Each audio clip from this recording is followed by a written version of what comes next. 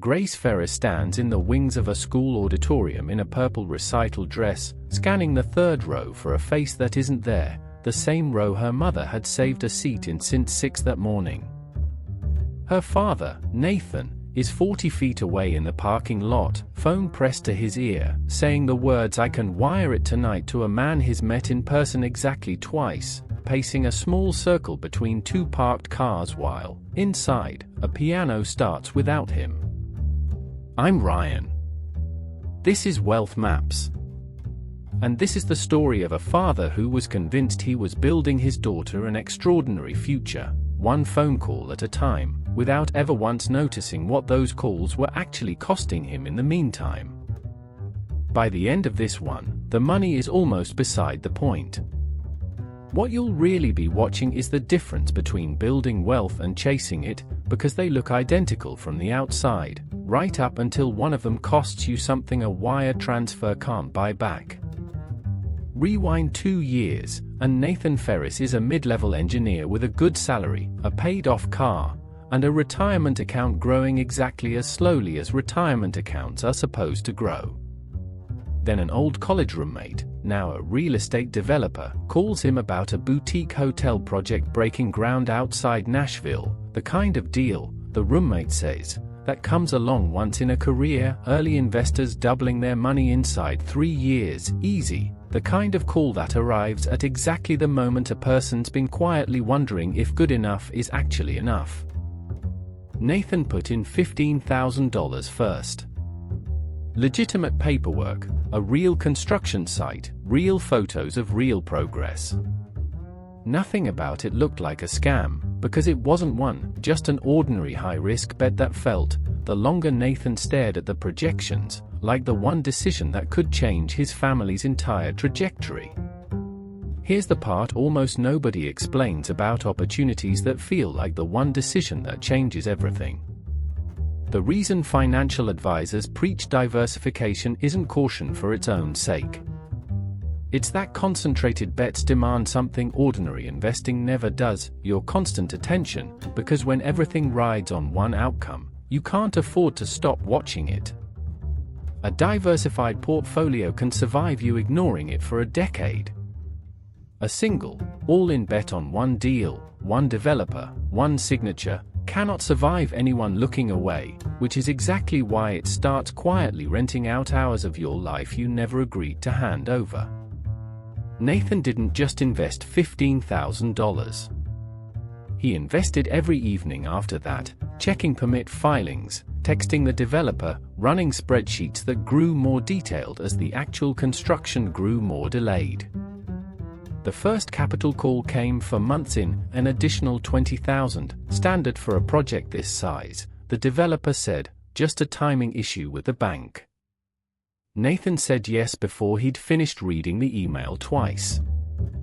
That's the part that should genuinely unsettle you. Nobody in this story panicked into a bad decision.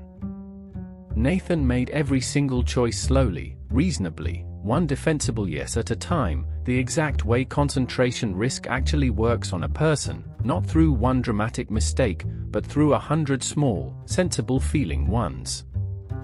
Ask yourself, honestly, how many hours would you trade for a number that felt, at the time, life-changing? The missed moments stacked up quietly enough that Nathan barely noticed them accumulating. He missed Grace's 10th birthday dinner for a call with the contractor, promised to make it up that weekend, and mostly did, which made it easy to file the whole thing under not a big deal. He missed her school play because the second capital call landed the same week, and he told himself, truthfully, that this was temporary, just this one stretch, just until the project stabilized.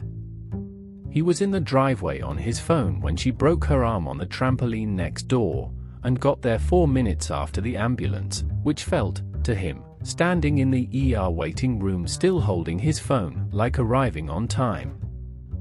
None of these, alone, would have been the story. This is the one that was. 14 months in, the project needed its final and largest capital call, $35,000, due within a week, or the whole investment, everyone else's money included, would collapse before the hotel ever opened. The same week, Grace had her spring piano recital, the one she'd been practicing for since September, the one she'd specifically asked him, twice, standing in the kitchen with her hands still smelling like the rosin she used on her music stand, if he'd actually be there for this time. The closing meeting for the capital call was scheduled for the exact same evening, 90 minutes away, in a conference room with 4 other investors whose money was riding on the same signature his was. Nathan spent 2 days telling himself there was a version where he could do both, leave the recital early, make the meeting, be back for the reception. There wasn't. The meeting started at 6. The recital started at 6. He sat with that overlap on his calendar for longer than he'd ever admit to Sarah, running both outcomes over and over, the way a person does when they already suspect which answer they're going to pick and are only looking for a reason that makes it sound like something other than a choice. Nathan told himself, driving to the bank instead of the auditorium, that he'd make the next 10 years of recitals up to her. He believed it completely, both hands on the wheel, rehearsing the apology he wouldn't actually need to give for another 3 weeks. He has never, since that night, been able to fully explain to himself why the math felt so obvious in the moment and so wrong immediately afterward, somewhere around the second exit on the highway, when it was already too late to turn back and make either version count. Grace stood in the wings that night, scanning the 3rd row. 3 weeks later, the developer stopped answering calls. The bank that had financed construction discovered the project was short several $1 million beyond what any of the investors had been told, funds diverted to cover an unrelated development that had already failed quietly the year before, a fact buried in filings none of the investors had thought to request. Nathan's entire investment, $62,000 across 3 payments, was gone within a month, tied up in a bankruptcy proceeding that would return, 18 months later, about 4 cents on the dollar, a check so small Sarah joked, once, that it wouldn't have covered the recital dress. He sat his family down to explain the money, the whole failed timeline laid out on the kitchen table in bank statements and a bankruptcy notice. Grace, 12 by then, sat through the entire explanation without asking a single question about the number, arms crossed, looking at a spot on the table instead of at him. "I don't care about the money," she finally said, when he'd finished. "I care that you knew about the recital for 6 months and picked a phone call instead." "It wasn't just a phone call, Grace. It was." "I know what it was," she said, cutting him off, quiet instead of loud, which was somehow worse. "I looked it up. $62,000. I know exactly what it was.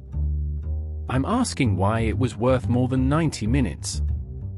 Nathan didn't have an answer for that.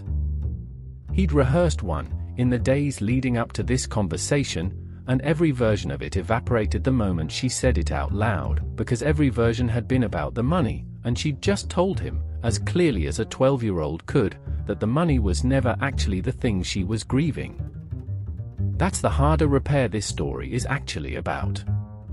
The financial loss had a knowable shape, $62,000, 4 cents back on the dollar, a tax write-off his accountant handled in an afternoon, a line item that closed itself out and stopped needing anything further from him. What Grace had lost didn't have a shape anyone could hand him a form for, no accountant, no bankruptcy filing, no 18-month waiting period after which it resolved itself. 2 years of ordinary Tuesdays. A recital he can still, if he lets himself, picture her performing without him in the audience for, note by note, a version of that night that exists nowhere but in his own head now, permanently, the one investment that never once offered him a way to recoup it. He didn't fix it with one conversation. He started small, the way anyone actually rebuilding something has to, driving her to practice himself instead of her mother, every single week, no phone in the car at all, not even in the cup holder, a rule he never announced out loud but that Grace noticed within the first month anyway. He asked her, eventually, to teach him 3 bars of the recital piece she'd played that night, badly, on a keyboard he bought and never once pretended to be good at, sitting next to her on a bench built for one person, elbows knocking every few measures.